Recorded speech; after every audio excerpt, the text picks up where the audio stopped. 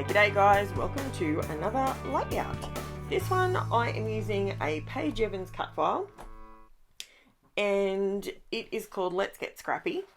Now, Let's Get Scrappy, you would think I'd be doing a scrapbooking photo, but I bought these, as you can tell by the girls' faces in these photos.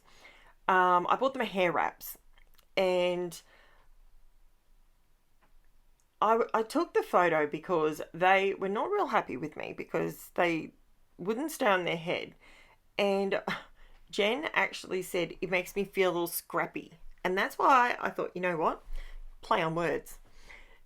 It was because she was younger and she didn't really know. She was trying to say scratchy, but she called it scrappy. So that's why I decided this title would be perfect for that. I will be adding extra journaling to this page after I take all the photos and everything, purely because it was a bit of a story. I've just realised my headphones are in the shot. I apologise. I've been getting really good at doing and keeping them out of the shot. I've been so good for probably 3 or 4 months now, but there they are. They make another appearance. It's because I was on and off phone calls with my mother-in-law that day, so that's okay. So I'm backing a cut file. Everyone knows how to back a cut file, I'm sure of it. If not, this is how I do it. I literally have my stencil, I use it like a stencil, essentially. It's a cut file. And see, I just trace around the outside and then I cut slightly, ever so slightly, inside that line. And I come back and I double check it as I'm going so that I know that I'm not cutting too much off. And I find if I'm going to back a cut file, I don't back cut files as much as I used to. When I first got my Cricut, I've got a Cricut Explore Air 2, which I absolutely love. It is super simple to use. I have I pay for the subscription every month from Cricut, and it gives me every single font that I would never use as many fonts as they have. It gives me open-ended access to all the cut files, all the different things, cards, the lot. I don't make cards, but actually I shouldn't say that because I did make one last year. I made one card. I'm not a card maker. I'm a scrapper. So, yeah. So anyway, so I'm just sitting and I'm just going through this. I'm going through the Paige Evans Splendid 6x8 cut paper pad. So I'm using that paper pad. I'm using the Paige Evans Splendid stickers that go with it.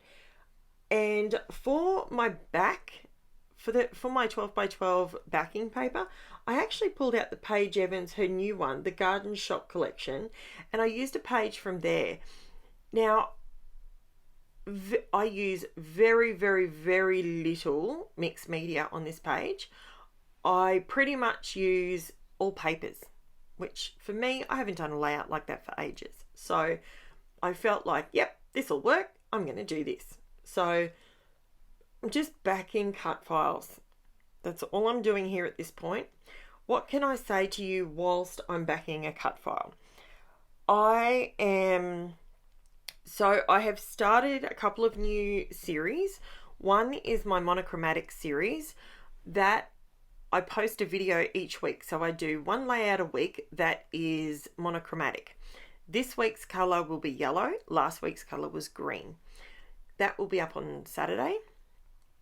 What else am I doing? I'm also doing Smash a Pad, which is where I choose a 6x6 paper pad and I literally scrap it till it's dead. And I don't do every single, it's not every day that I do that, but what I do is at least one layout a week for the next 5 or 6 weeks. I will be using that paper pad. Now, I did it last year with the Welcome Fall paper pad, and it was a mega pad. So it had 48 pages in it. The one I'm using this year, at the moment, is the Craft Consortium Inky Inky? Is that what it's called? Hang on. I will get it. I've got it. It's right at the end of my fingertips. It's called Craft Consortium Ink Drops, and it's called Candy. So that's the one I'm using at the moment, and showing you different ways that you can use it. And I'm pretty much showing you a way of, don't look. I used to do this, and this is where I would end up with a scrappy block, and I would get in a mindset and I didn't know how to get around it. So what I would do is I would look at a piece of paper and I would see flowers everywhere. I would see florals everywhere. I would see all of these things, and I couldn't for the life of me use the papers. This is where I always had trouble. Now, I've actually taught myself that what you actually do is anything that is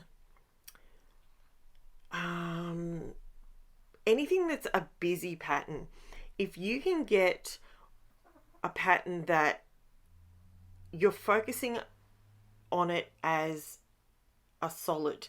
So for example, so that pink paper there that's got the gold flowers on it that you can see up the top right, you could quite easily use that as a pink solid. Yes, it has gold on it, but the majority of the paper is pink. Same deal with this, the background that I use on this one, same deal. So I pulled out my paper pad. I will be honest, I am hoarding this paper because I absolutely love it. So I'm flicking through, trying to find, see how some of them read as a solid, but when you look at them, they actually have a pattern on them. That's the way that you can use more patterns in your scrapbooking. Now, see that one? Too busy. Too busy. I love geometrics, but it's too busy.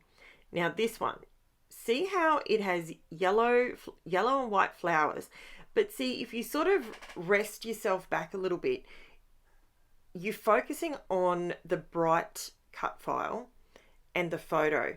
You're not noticing that there's little tiny flowers. It kind of makes it look a little bit like wallpaper, you know, when it's not in your face. So that's another way for you to use your busy papers. One, try and use the ones that are potentially a solid-esque looking paper. You can do that. The other thing you can do is if you cut them down into smaller pieces, so use a punch, use, if you've got a cutting system, if you just use your ruler and your scissors and cut them down smaller, create a mosaic with them. All of those things will help you use up your busy papers, because we all buy paper pads, paper collections, because we've basically been inspired by somebody to use them. And I mean, sometimes if you're me, you just jump online and go, oh, I like that. Oh, I like that. and that's why I do it. And that's why I end up with so many paper pads. But if you're inspired by somebody to use a paper collection, you need to somehow be able to use, in my opinion, at least 80% of that paper. There's always a couple that you don't like. That's fine. If you don't like them, here's the trick. Turn it over. If it's not a double-sided page, turn it over. It'll be white on the back. And if it's white on the back, then bam, you've got yourself some white paper. If you don't want to use it as a 12 by 12 backing sheet, fine. Turn it over, use the white, use it to mount your photos on. Don't throw it away, because trust me, you'll be able to use it. How many times do you use white cardstock or white paper on layout? You can use mixed media on it, you can cover it with gesso, you can do so many things with it. So just because you have papers in your collections, or stash if you call it a stash, if you have them in your collection and you haven't used them, trust me, just do that. Flip them over. Automatically you've got white cardstock. Okay, so what I'm using here is I didn't write them down. They are the, lucky I can reach it while I'm talking, hey. now you've seen my craft room, you know why I can do that. Okay, Iris My Case. So this is a SHIMMERZ. This is a SHIMMERZ paint, and it's called SHIMMERZ Iris My Case. And the other one that I had there was CREAMEEZ, and it's called Power to the Purple.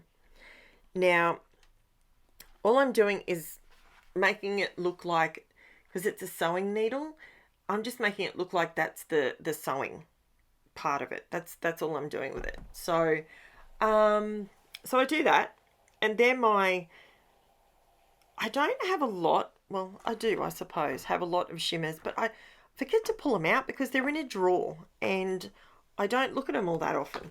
So it's kind of one of those situations where I have to mentally sit back, and this is what I do sometimes when I'm creating a layout. And just while you're watching this, I'll give you a little mental thing. This is what I do.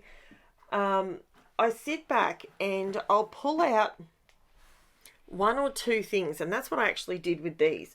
I pulled out the CREAMEEZ and the SHIMMERZ, and I had them sitting on the desk, and I wanted to use them somehow on the next layout or two. And that's why, so it's not heavy mixed media. It's not requiring lots of gesso or anything like that. It's not messy. It's really easy. And here I just pulled out a couple of washi tapes out of my collection and couldn't tell you where I got them from, but I'm just adding a little bit more interest behind the cut file. A little bit of reflection with the gold, and because there's a little bit of gold going around the photo, there's a little bit of gold in the little squares behind the word let's. So I thought if I just bring a little bit more gold into this, it'll balance better. Now you can see I've opened the stickers next to me. This is where I have trouble, okay? I used to always use stickers on everything. If I pulled out my early scrapbooking stuff, I could almost guarantee that there's stickers ahoy on them, because that's what we used to do 20 years ago. That's how we used to scrap. So now it's literally 20 years this year since I started scrapbooking, and obviously on and off, because obviously I had young children, blah blah blah, but always had my finger in the pie when it came to scrapbooking. So 20 plus years I have evolved how I scrap. I now scrap from a crafty angle as well as a storytelling side of things. But when it comes to stickers, I'm not one that likes to add lots and lots of ephemera and stickers all over the place. That's just not, I can add them sometimes, and I do like a good floral sticker, but I'm not a big one for just whacking lots of stickers on a page just because you've got them. So I don't find myself buying stickers as much anymore because I just don't use them. I prefer, and I don't buy ephemera much either, to be quite honest. When I buy a collection, I normally buy, well, I don't actually buy collections. I buy, I might buy half a dozen, well, the Paige Evans. Okay, so I did buy her 6x8 paper pad because I don't always feel the need to have a 12x12, because I can quite easily make a 6x6 or a 6x8 paper pad work on a 12x12 layout. So I don't always buy the 12x12. I did buy the Garden Shop collection because, oh wow, that, I think it's literally 95%. I went through and there's probably only 3 or 4 sheets in there that I wouldn't use, but I would definitely turn over and use the white. So I know with that Garden Shop collection, over the next 12 months, I will use pretty much all of that paper pad. So that paper collection. I will keep these stickers in with it because you never know. Over time, I might find that I need an envelope.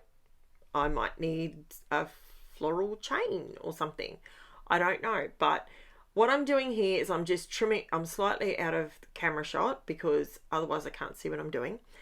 And I'm just cutting the edges off these butterflies because that is something that really bothers me. When it comes to ephemera and stickers and all that sort of thing, they have this really wide white border and oh my lordy, it's too big. So I struggle with that. I like a white border around my cut files, but I don't like a white border around my stickers and letters. So are you the same? Are you like that? Do you not like them? If you're new to my channel, I would love to say, hi, how you going? This is my chatty style. This is what I do.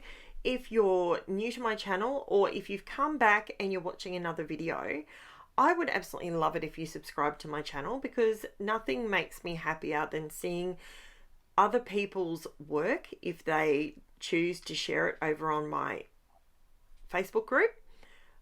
I love watching when I've inspired somebody to create something. I absolutely love that.